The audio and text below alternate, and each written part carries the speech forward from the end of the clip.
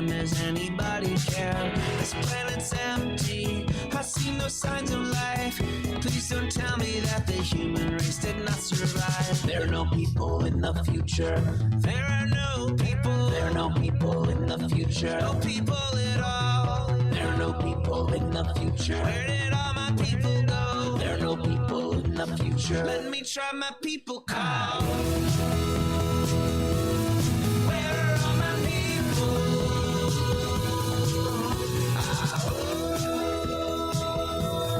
Where are all my people? I guess I'll fly away now. Hey, everybody. Welcome. It is Monday, February 13th, 2023. As my daughter reminded me this morning when she told me I better put Pringles in her lunch, it is Galentine's Day, according to my daughter. Happy Galentine's Day for all who are celebrating. And welcome to Raging Chicken's Out to Coop Live. This is Kevin Mahoney, creator and founder of Raging Chicken. On Out to Coop Live, we talk to progressives, activists, and troublemakers of all sorts, right from our own backyards and from across the country. You can also join us at the end of the week for our Friday Politics Roundup, where we break down the good, the bad, and the ugly in state and national politics. You can check out all our podcasts by, heading on over to Podbean, iTunes, Spotify, wherever you get your podcasts. You can find us everywhere. We're there. And while you're there, leave us a review. Give us that 5-star rating that helps other people find the show. You can help support the show by becoming a patron for as little as $5 a month. Head on over to patreon.com/RCPress today. And you can help out the show right now, especially if you're already jumping on our YouTube channel.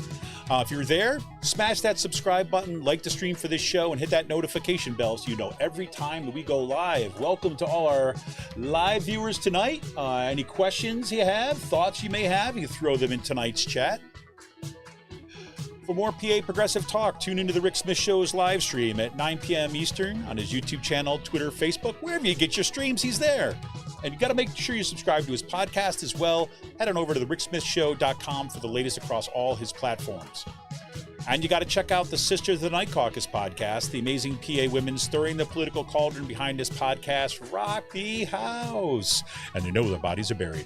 Make sure to follow them on Twitter at The Night Caucus. That's at The Night Caucus on Twitter. And subscribe to their podcast on Anchor, Spotify, iTunes, or wherever you get your podcasts.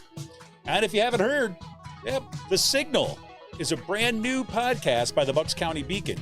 The Signal is hosted by the Beacon's editor-in-chief, Cyril Michaleko, and produced by yours truly. How about that?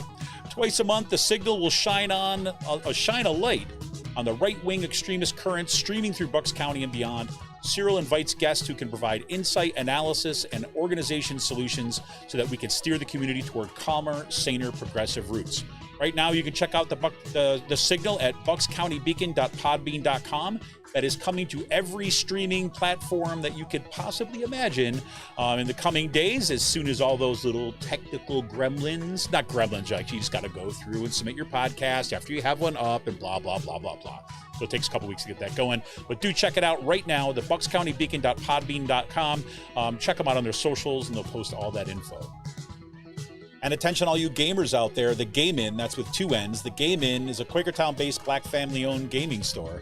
They're friends of the show, and they've got everything for retro N64s to the latest consoles, video games for all platforms, collectibles, action figures, Funko Pops, walls of Funko Pops.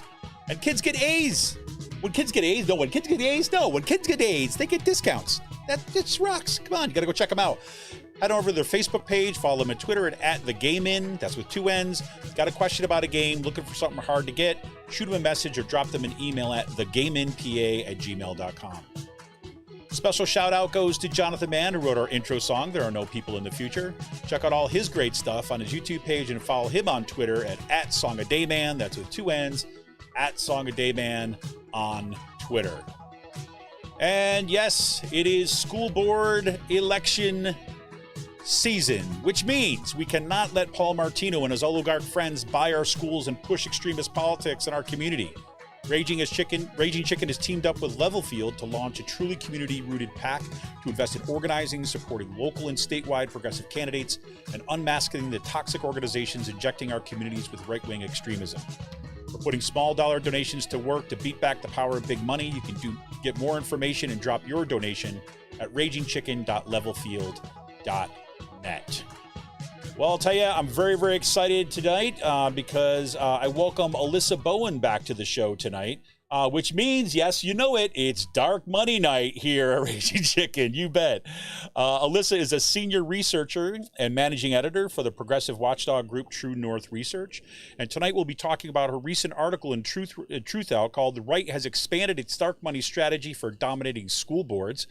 Yes, we thought we'd get a break from the extremism in our school board elections. We were very wrong. They also have a brand new article that just dropped called written with Lisa Graves. Tax docs link right-wing parents groups to Leonard Leo's dark money network, you bet.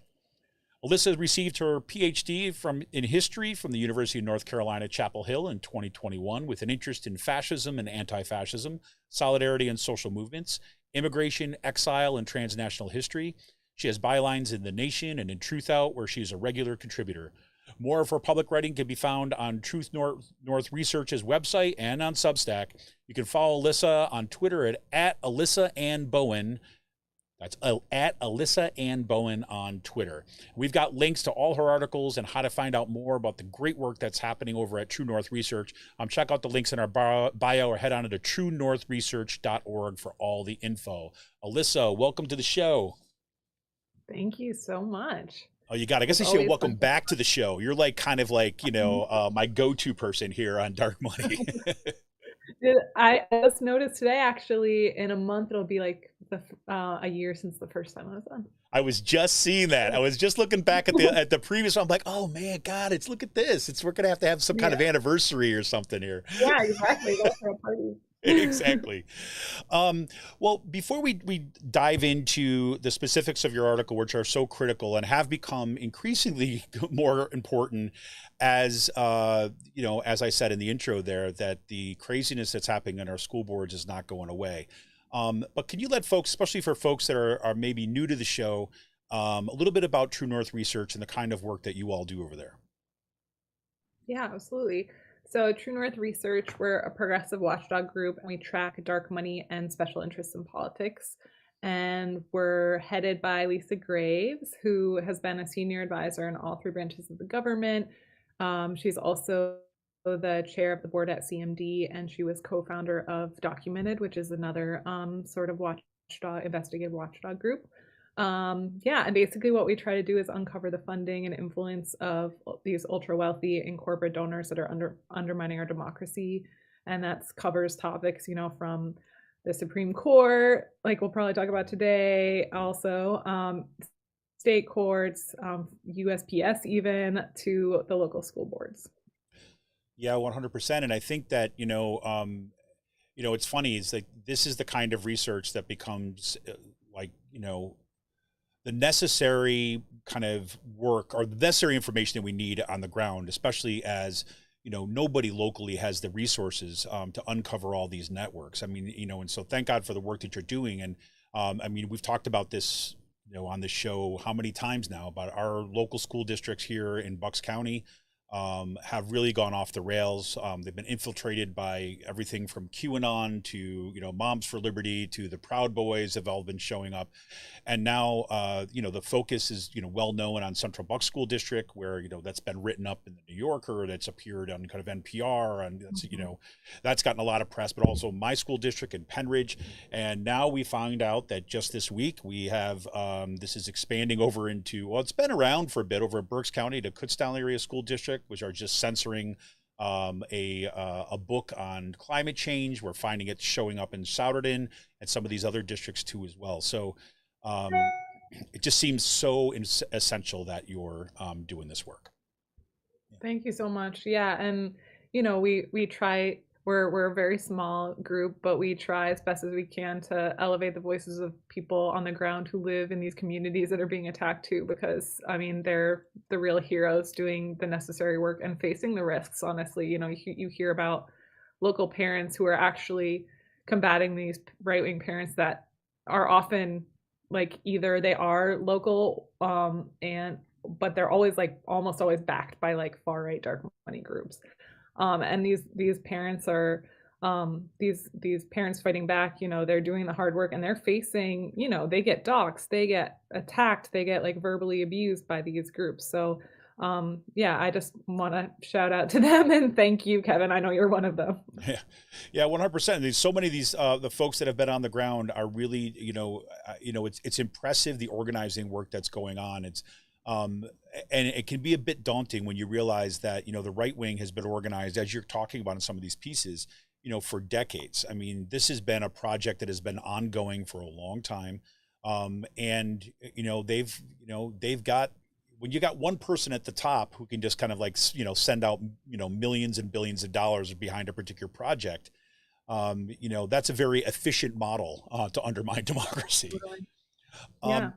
So, I feel like we've been telling a story of sorts, like, since you said, since you first came on about a year ago, as we see this, information begin to, as you all begin to unpack this information more, as you look into these groups more, and more of the story seems to appear each time you publish some of this research. So the piece that you started with in December was, the right has expanded its dark money strategy for dominating school boards. And let's talk a little bit about that expanding thing, because it seems like this is that latest installment, that next chapter of where we're seeing these groups like Moms for Liberty, like Parents Defending Education, right? Like all these kind of, good sounding name groups that are infiltrating our stuff. So take us into the article a little bit about what your findings were and what you were trying to do there. Yeah, absolutely. So this article is following up on a TruthOut piece I wrote maybe in September, I think that you had me on for as well. Yep. But this one was actually sort of trying to create a counter narrative, because all these dark money groups had made the case to the media, and the right-wing media, and the right-wing media flew with it, of course, that even though it was a disappointing midterms generally, there wasn't a red wave, there was a quote-unquote red undercurrent, and that was in the school boards. And so they created this narrative that like, attacking the schools is actually the way to go, and it should be a model moving forward in 2024, et cetera. But in reality, I think that they kind of flopped, or at least were like way more disappointing than they portrayed themselves as. And that doesn't mean, and we can talk about this later, that they aren't building towards something more aggressive. But, for example, Moms for Liberty only won about half of the school board races that they backed candidates in, like that. And we just found out from their 2021 990 that year, they had $370,000 in income that their opponents didn't have, Right. to like influence these races. I mean, not all of them went to school board races, but a lot did. So, and then, 1776 Project PAC, which is a PAC that's just dedicated to influencing races, mostly through outside spending, like sending mailers and those kinds of things, and doing TV ads. They took in more than 3 million since 2021, and they only won about 60% of the races in the in the November election. So that's not really that impressive given the amount of resources that they have to spend. And Freedom Works is like it's like Old school. a Coke. Yeah, exactly. It's an old school like Coke network group, and they bragged for some reason that they won, that 34 of their aligned candidates won in that election. But we know, and 86 in 2022, but we've seen them like bragging about hundreds of candidates that they've supported. So really not that impressive. It's sort of what I wanted to say is like, okay, is it even really helping the right like they say it is? Maybe not. It's really just, hurting our kids. But obviously that's working towards a larger goal, right? And they are being, well, first of all, they're, like I said, hurting our kids. They're like implementing book bans. They're these new right-wing school boards, because they were successful in flipping some school boards, right? And especially in Florida, Moms for Liberty was really successful. And in South Carolina, we saw in Charleston, which is a liberal district, they flipped the school board there. And then the first thing that the new school board did was, get rid of the first Black superintendent, I think, in the history of that. We're not racist. Yeah, that's like the first thing. And, in Florida, we saw the right-wing sheriff, Wayne Ivey, who was working with the Moms for Liberty affiliated school board to implement a new discipline policy, and he used some very graphic language that you can read in the TruthOut article about old school, like using corporal punishment on children. Yeah, let me read that section so people understand how far off it is. And I know this is like warning, right? Content warning right here, but this is like what the sheriff had said. So it says, they got this guy on there. He wants to implement these new, like, as you say, horrific discipline policies. The speech announcing the new policy, Sheriff Wayne Ivey said that it would be disruptive students' worst nightmare, unquote, and reminiscent of the, quote, old days where students feared having the, quote, cheeks of their asses torn off. Right. This is something he favors. This was his campaign, right? It's like, this is what's going to happen. And vote for me. This is what I want to, implement here. Yeah. Right? So totally unhinged and deranged, in my opinion. I mean, not something we want in our schools. And then obviously, attacking curricula, like you said, attacking anything related to climate change, these kinds of things. So that part's terrifying.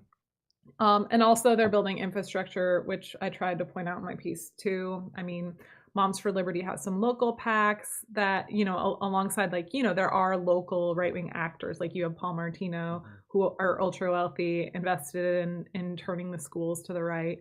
But yeah, these groups also have their own, local PACs that they've started. Moms for Liberty has 3 national PACs that they haven't used yet that are just sitting there waiting. And then 1776 Project is a national PAC that we've seen we've seen it spend, or at least have $3 million to spend on these races, which is a terrifying amount if you know how little is spent on school board races generally per candidate. And part of what's this is just, I only know this because I'm a researcher and trying so hard every day to discover who's funding local elections. It is so difficult to track spending from federal PACs to local elections, because there's this whole, the federal PACs don't have to disclose federally what they spend on local races. In the states, they only have to say what they're spending statewide elections. So really, if there's any disclosure at all ever at the local level, which oftentimes there's not, it's not available until much later, or or you have to ask for it. In some cases, you even have to do a freedom of information request to request it. It's not easy, even for me who has a paid job doing this digging. So it's, that part is terrifying too, because federal PACs are supposed to not be dark money. They're supposed to legally have to disclose who their funders are, but that doesn't matter if we don't know how they're spending it. Yeah, and you say, we should say here too as well, the 1776 PAC too as well, what I thought was fascinating, right? Because this is where you have Richard Uihlein, right, is the primary, as you say in here, the primary funder. And so for everyone who's listening out there, Richard Uihlein, anytime you're buying office supplies or mailing envelopes, or if it says Uihlein, you get that catalog that says Uihlein, your money is going to fund this stuff, right? Your place of work is going to fund this stuff, right? This guy is bad news, and he's that one that's behind, you say he's the primary. Let's see here, as you put it here, the right-wing, so 1776 Project PAC is the right-wing political action committee that has collected more than $3 million in contributions since it was first registered in 2021, brand new, right? Including $900,000 from the Restoration PAC, whose primary funder is GOP mega donor Richard Uihlein. Seems to have slightly more success than 2021. So you see, I mean, there's multiple angles where this big money is coming in. I got a question for. Oh, sorry. Go ahead. Go ahead first, and I got a question. Just a quick side note. Yeah, if you want to know more about Richard Uihlein, we just did a huge, and his spending. We just did a huge thread on at It's True North, or at True North. So it's True North Research's Twitter account at It's True North, on Richard Uihlein and how he's now spending to influence the Wisconsin Supreme Court election, which will come to bear on abortion rights and other things. So yeah, if you're interested in Uihlein and the Restoration PAC, you can look there for more info. Yeah, this is a good question that came from Ross. He was just asking, does 1776 PAC have anything to do with the Hillsdale College, or is this completely, because they have that 1776 curriculum that they released, or is this Yeah. completely kind of disconnected? At least, I mean, I'm sure that they all go to the same, like, cocktail parties, but Yeah. Honestly, if we looked, I'm sure we could find a connection. 1776, the right takes that and they use that. Ben Carson also has a dark money group called 1776 Unites or something. Or no, that's another one actually. So there's several 1776 inspired groups, packs, that kind of thing. But as far as I know, I haven't seen a direct connection between Hillsdale and 1776 pack. Yeah, good. No, thanks. And I think that one of the things that you kind of lay out here. Well, let's go back a little bit. When you go back to say they didn't have much success, I think that is so important as the kind of the key point here in terms of their ultimate electoral impact was not as kind of big as they wanted it to be. And yet we see money flooding in this direction, right? Despite that fact. So we can't, say, like, hang our hats of hope on that, right? And say that this is automatically going to solve it, but that gives us a sense of what they're actually doing. And what I wonder is looking at the, you did this in that last piece in True North when you were on last time too, looking at what happens in Florida, right? About when Florida, you had basically like, the perfect storm. You had inside political connections directly to the governor's office. You had a Republican Party infrastructure that was connected to this funding device, and you had Moms for Liberty all in this thing. So it was almost like Moms for Liberty was out there doing the things the party couldn't do, right? Yep. And having support from political actors within the state. Do you think that is kind of, that's the direction that they're thinking going forward, is wanting that kind of alliance in the state level? I totally exactly think that. Okay. I think, Florida is a model, and a lot of right-wing folks have been saying like "Make America Florida,"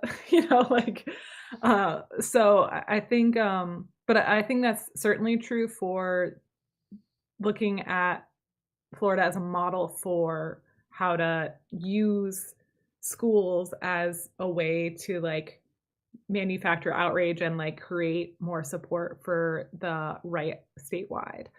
And they work together. So as I mentioned last time in Florida, for the primaries in August and then the November elections, because there were school board races for both elections, dozens of state GOP aligned PACs were donating to right-wing school board candidates, alongside Moms for Liberty also has its own PAC that was almost entirely funded by Julie Fancelli, the Publix heir, who also helped fund the January 6th rally that led to the insurrection. So yeah, I mean, there's ties to the establishment GOP, whatever that means, they're far right as well, but also like the insurrection itself, so or the funders of the rally that led to the insurrection. So I would say also like Moms for Liberty is, they have their Parents Pledge thing that they send around to all these local and statewide politicians to sign, and I think that's part of an effort to build relationships with state and local GOP leaders. And I think, we've already seen a lot of GOP candidates donate to PACs affiliated with Moms for Liberty, and that happened in Pennsylvania too. What was the name of the guy who lost in the GOP primary? Oh, he was donating. Mastriano? Oh, no, the GOP primary. Primary, yeah. I can't remember his name. But he was running against Mastriano, and I don't know if he was more like, I don't know where he fell politically. I don't know if he was further right than Mastriano, but he was not a fun guy. And his PAC donated to like Moms for Liberty endorsed PAC, I think in Cumberland County. So yeah, they've been working on this strategy for a while, but I definitely think that this is the building those relationships is mutually beneficial to both Moms for Liberty and like dark money infrastructure as a whole, because if their endorsed candidates win, it looks good for them, they get more donations, but it's also really good. It was really good for Ron DeSantis. So I think folks will be looking there, GOP folks will be looking there in 2024. Yeah, it seems to me that yeah, again, we've talked about this kind of thing before, is because this kind of very stark political calculation and power building and infrastructure building is also, it seems, always coupled with just grift, right? I mean, just kind of, how do you extract money, right, from this, like, this base, and direct it toward whether it's funding a particular political candidate, whether it's just getting yourself paid, right? And, you know, so I'm looking, you know, it's because it's interesting, because on the one hand, you've got like Moms for Liberty in Florida. They were out there really stoking up, you know, the narrative that DeSantis was then making use of in his campaign and continues to do. I mean, the guy's running roughshod over everything, right? I mean, when it comes to education. So it seems like this mutually beneficial kind of thing. And as long as he's gonna toe that line, you're gonna have you know, your shock troops that are gonna also raise money for you, and that are also gonna basically, you know, do the voter turnout for you when it comes election time. So it seems like this kind of informal, like, machines that are being built, and there always seems to, they're centered around billionaires. There's lots of grift, and they're politically extreme. Absolutely. All of those things. That's glorious. Oh boy, oh boy, oh boy. This is nuts. And the grift thing is so true. I mean, I know I've seen 1776 Project has gotten flack on Twitter from like other right-wing dark money people for being a grift, because they, you know, spend a ton on like travel and accommodations and like consulting groups, which you never know.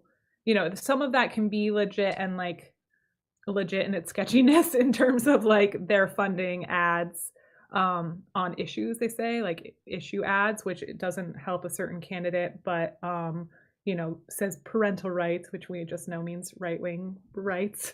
And then they don't have to disclose it as outside spending, I believe. So that, you know, they could do things like that, but also consulting can just be like paying your friends, sort of, or, you know, paying someone that you know for consulting, but we don't know what that means. Right. So, you know, being the person that will go out and kind of like, you know, like take the shots from the media because they're, you know, hey, maybe we just need a dumb person we're going to send up there that's going to be, you know, put in place, that they're going to field the phone calls and they're going to sound like whatever, but they're going to be the pass through that's going to allow for, you know, the funding to get where it needs to go. You know? Yeah, exactly. There's a lot of like administrative / bureaucracy / fundraising, that kind of thing that doesn't even actually go to directly to the cause, you know, that they're pushing for. 100%. Well, before we get into the most recent piece that you did, which kind of echoes some of the things we're talking about right now, there are some other takeaways from your piece from that one in that you wrote in December about one that kind of post-electoral kind of assessment of kind of what the influence was and directions where monies was starting to being funneled. I think we cover most of the points, mostly just that they made overstated claims about how successful their attacks on school boards was, but we shouldn't kind of back away and think that they're not a threat, because they're building infrastructure and resources and already doing real harm, even though they, you know, have only won in certain places, but where they've won, it's scary. So that's basically our takeaway there. Yeah, absolutely. And so, and I think, like, you know, I'm like going back to these, you know, the way that writing used to take, like novels used to be written in serial form, you know, like over periods of time. Like this is kind of what we get with your work in TruthOut, you know, because and because we start to see the kind of development here. And the most recent piece that you got, Tax Docs link right-wing parents group to Leonard Leo's dark money network. This is, you know, correct me if I'm wrong, but the kind of impetus here is that, okay, now we actually have some of the tax documents, what we can see where this money went for some of these organizations.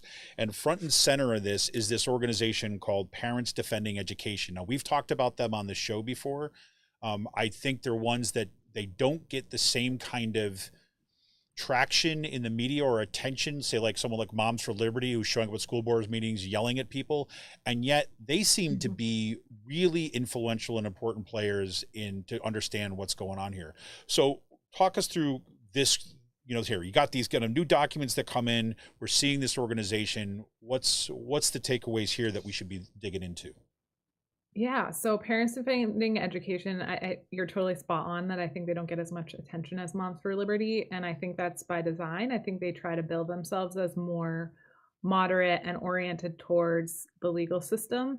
So they do a lot of things like filing lawsuits and federal complaints against schools and school districts for supposedly racist, i.e., anti-white policies. Like, for example, if there's a mass shooting targeting Asian members of the community, and they have like a group where they only want they have like a meeting where they only are saying like, oh, Asian members of the community come and unite. They want to just like talk amongst themselves. PDE would find out, get a report about that, and sue them, saying this is like racism because it's only Asian students that were invited to like talk about this tragedy in their community. So that kind of thing.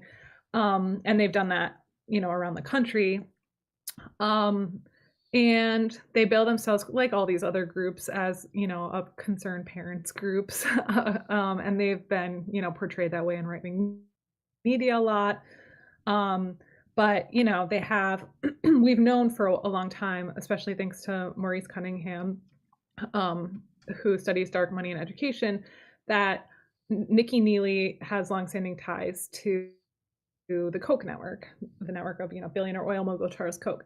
So not a grassroots group. We found out from this 2021 990. So mind you, not even their 2022 990, where the November elections happened and they probably got even more funding, that they took in their first year, mind you, over $3 million.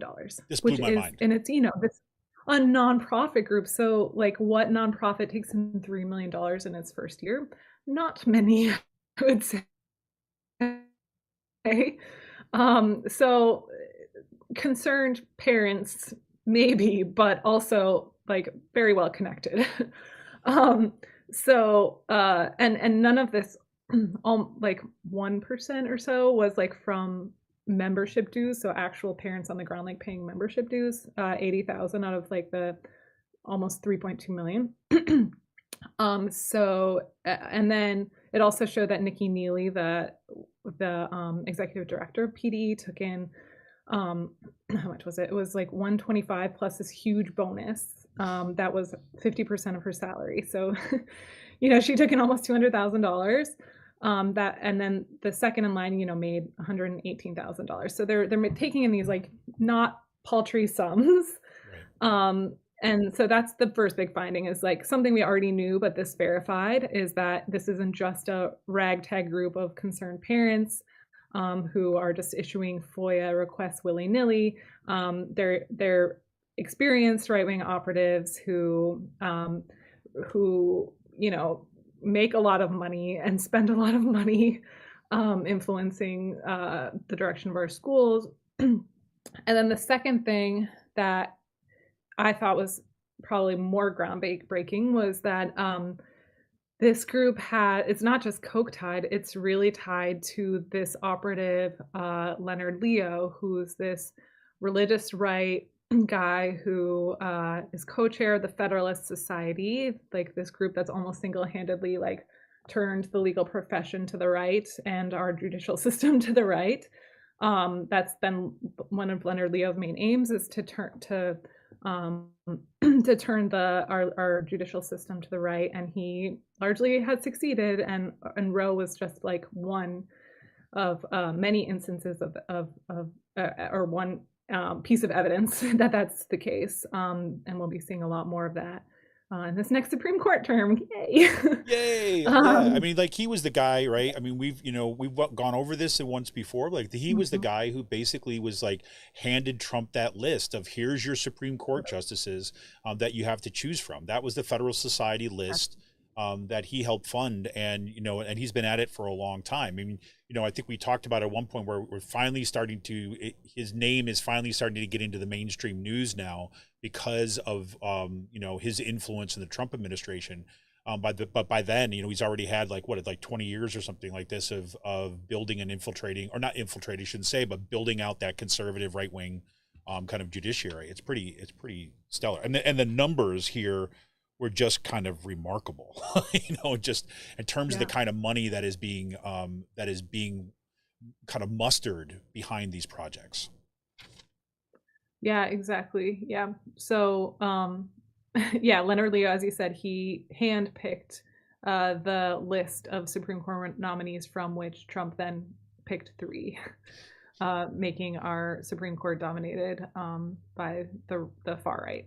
And he took no money from this. He temporarily like backed down from his job at the Federalist Society to do this, and then It's a lot of work. now he's commissioner once again. Yeah, it's a lot of work. Yeah. We don't even know who was like paying his salary or not then. But yeah, so part of the evidence that we have that PD is tied to the Christian right and the religious right and Leonard Leo is the consulting groups, like we were talking about before, how these groups can, not just PACs, but also these 501c3 groups like PDE is, they have to list the groups that they paid for consulting in their 990 tax document. So in this 2021 990 tax document, there's 3 groups. All of them have like varying degrees of ties to Leonard Leo. So there's one called active engagement. This one is probably the most loose tie, but it was created by this guy named Richard Norman. He's member of the Council for National Policy. If anyone's heard of that group, it's like a very secretive, far right Christian nationalist group. And Leonard Leo's, we're not sure because they're so secretive if he still sits on the board, but very recently he has sat on the board. So that's the first consulting group that it paid. Another one was a group called Convoy McCarthy. And PDE used Tyler Green, who's an attorney there, to file at least one complaint. And Green is one of 3 trustees on Marble Freedom Trust. And Marble Freedom Trust has been in the news because this was Leonard Leo's entity that he used to take, or he was given $1.6 billion from Bari Said, this billionaire. $1.6 billion. That's the largest political donation in history that we know of. Right. To Leonard Leo through this Marble Freedom Trust. Yeah. Sorry, what were you going to say, Kevin? No, this was exactly it. This is the thing that, like, I remember this, of course, when it came at the time, but seeing those numbers again, $1.6 billion. I mean, that's basically a license to do whatever the hell you want. I mean, just the interest on that will fund countless, every year will fund like countless right-wing dark money groups. I was thinking about this last night. The Super Bowl is on, right? Super Bowl's on, of course. And I was thinking about, for that organization, like renting Super Bowl ad time is like pocket change. Like that's the kind of money we're talking about here. I mean, so, if they were to run that kind of like, like Jesus gets us all kind of ad that they ran during the Super Bowl last night, like they could have done that. Like somebody could say, hey, you got to like change that, reach in their couch and pull that out, and they could have run that ad for them. That's the kind of money we're talking here. Yeah, it's an absurd, like not unfathomable amount of money to me. Yeah. And then lastly, the last consulting group was Leo's consulting group. Yes, do talk about this. I love this. It's like, we've got so much money now that we don't need to be nonprofits, right?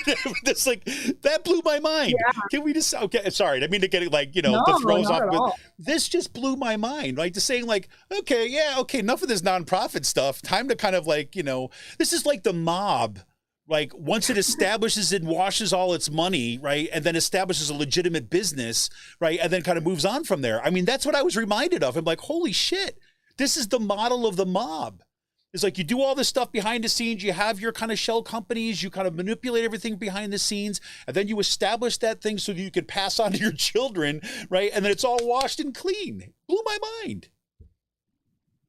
Yeah, we don't know how much even or where he's getting money from. I mean, CRC Advisors, I'm sure I would guess that he takes money there, but he, after the Kavanaugh nomination, I think he bought a mansion in Maine, and we don't know where that money comes from, for example. And because he was an unpaid consultant for Trump, he didn't have to disclose it.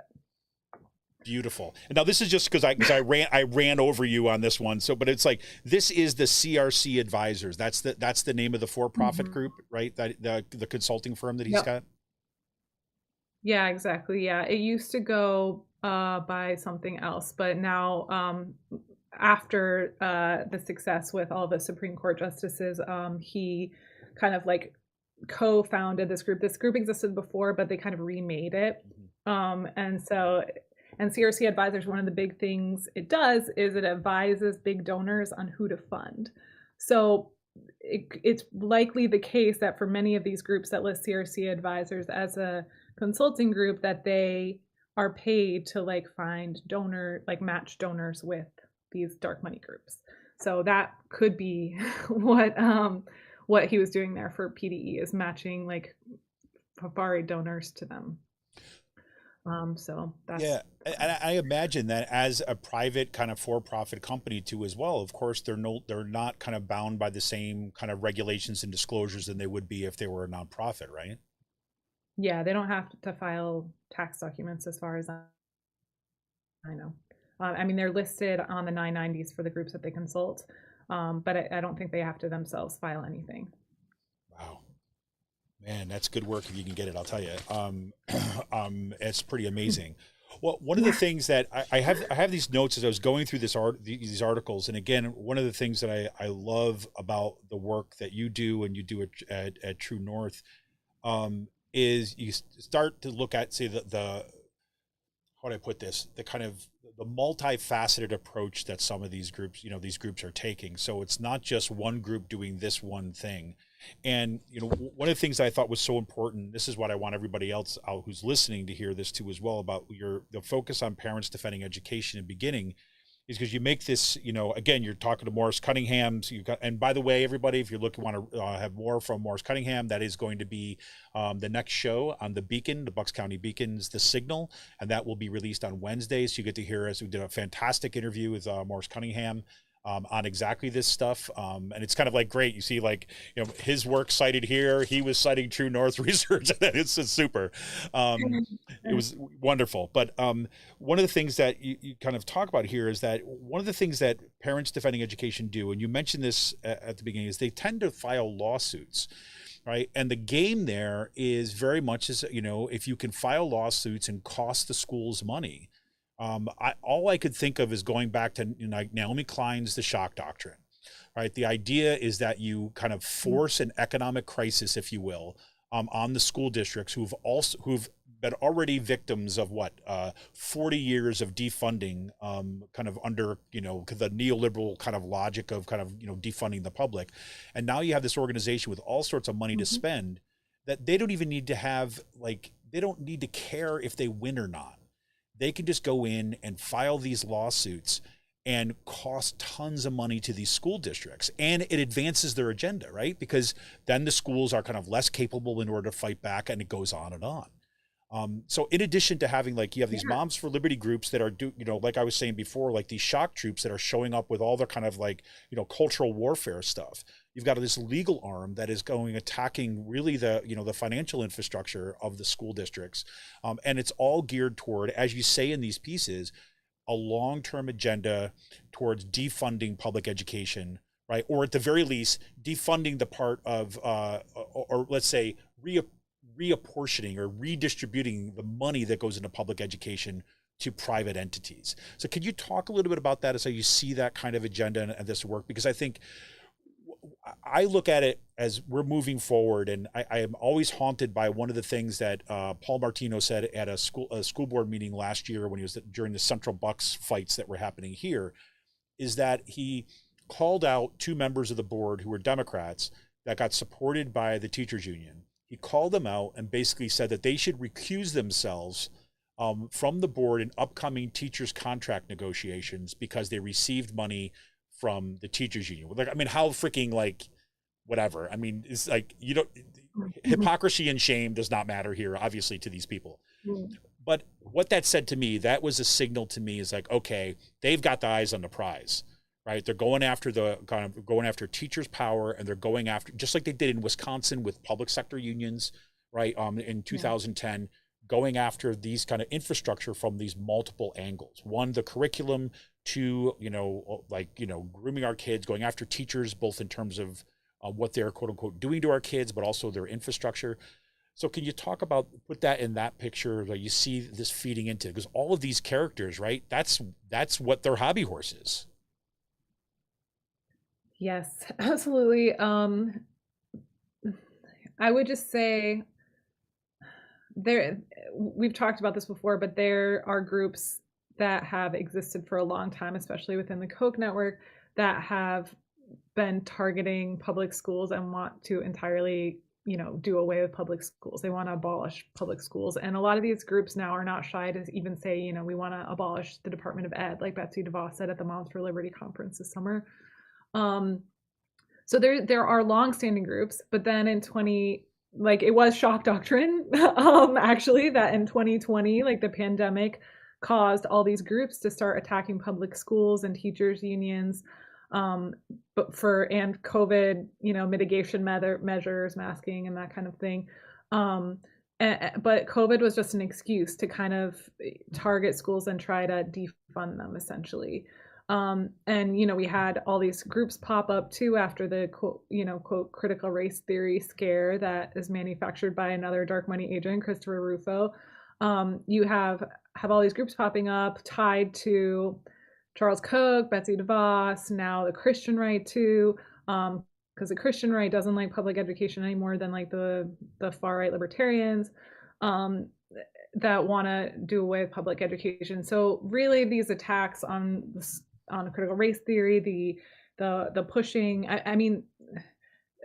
oftentimes they have a twofold strategy, right? They want to attack the public schools from within and from without. So and they're not shy about this. Independent Women's Forum staffers have said this, that they want to do whatever they can to like make public schools fit like right-wing ideology and like basically indoctrinate students with right-wing ideology, at the same time as they're like pushing to defund with school choice bills and this kind of thing.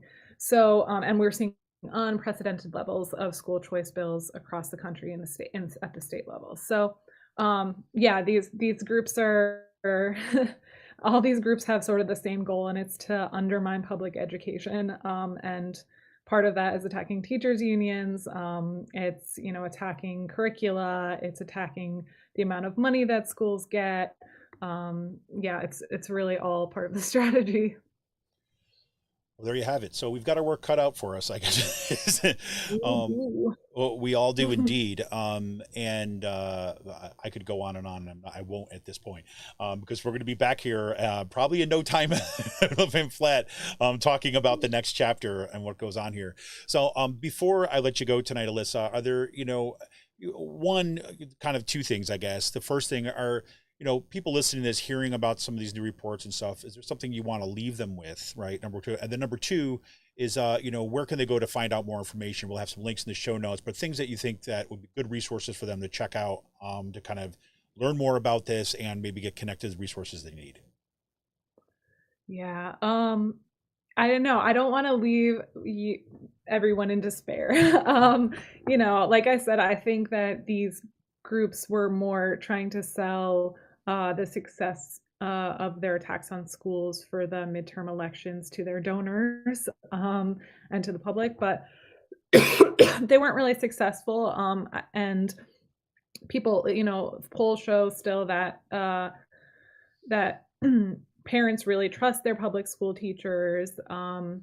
There's a lot of people pushing back. Increasingly, I see people just are reaching out to me, like who have been facing these right-wing attacks, just asking for materials or if I can help find any of the disclosure documents for the school boards or that kind of thing. And like, we're always happy to help as much as we can.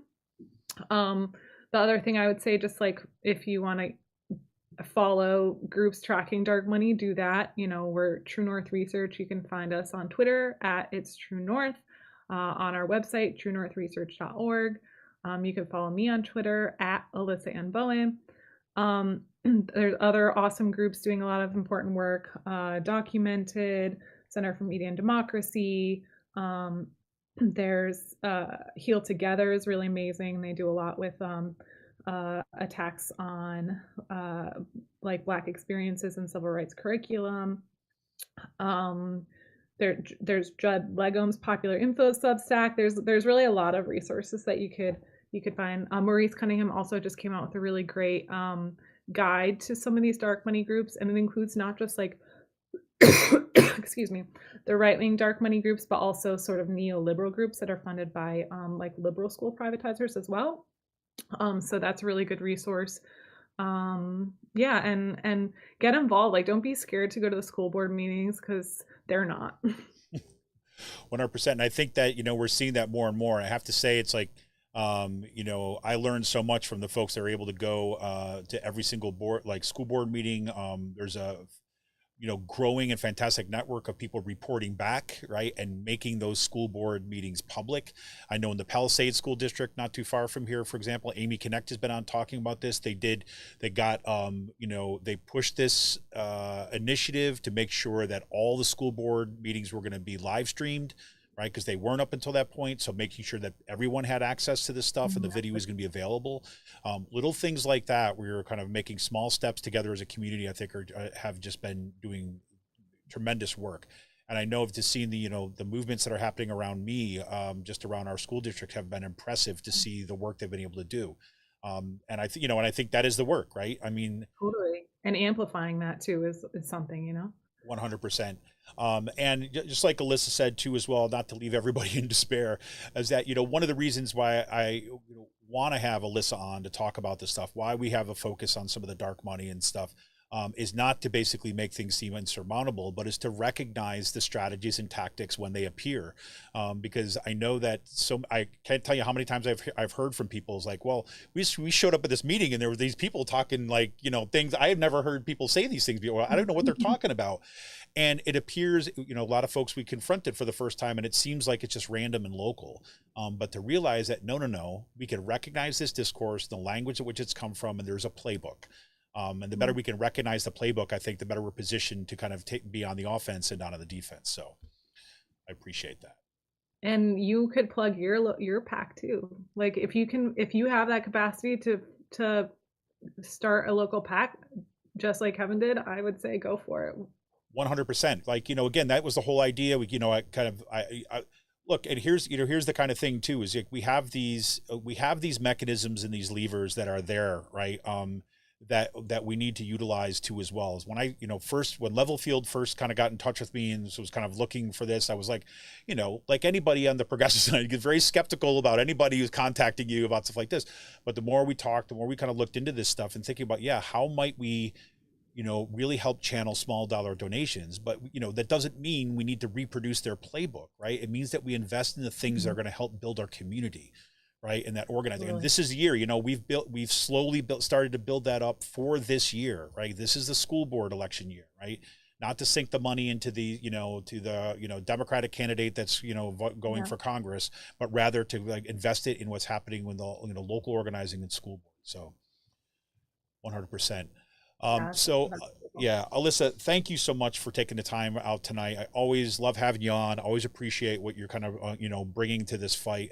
And, everything that is happening over at True North too is just such a gift, I think, to all of us. So thank you. Thank you so much for having me on. It's always such fun. And thanks for the question, Ross. Yeah, 100%. All right. So thank you for everybody who's tuning in live tonight. Thank you, everybody who's taking this as a podcast. I want to remind you that you can help support this show by heading over to Podbean. What am I talking about? Patreon.com/RCPress, where you can become a patron for as little as $5 a month. And just like Alyssa said, like if you want to kind of make sure that these oligarchs don't control our future, you can kind of help put those small dollar donations to work by heading over to ragingchicken.levelfield.net, where we have our community rooted PAC that's going to invest in organizing and beating back against these toxic organizations that are injecting our communities with right-wing extremism. So Alyssa, I'm sure I'm going to be talking to you in the near future. Can't wait to hear what you've got next in store, and we'll keep an eye out for you. Thank you so much. Have a great night, and we'll talk to you soon. All right, everybody, this is Kevin Mahoney, creator and founder of Raging Chicken. We're out of here, and we'll see you this Friday for Friday Politics Roundup.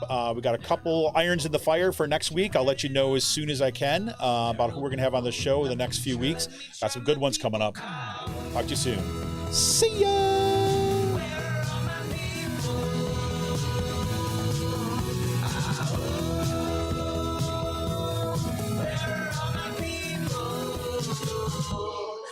I'll fly away.